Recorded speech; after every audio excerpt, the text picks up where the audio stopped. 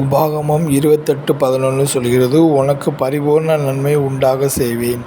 நம்முடைய கர்த்தராகிய இயேசு கிறிஸ்துவின் பிதாவாகிய தேவனுக்கு ஸ்தோத்திரம். அவர் கிறிஸ்துவுக்குள் உன்னதங்களிலே ஆவிக்குரிய சகல ஆசீர்வாதங்களினாலும் நம்மை ஆசீர்வதிக்கிறார்.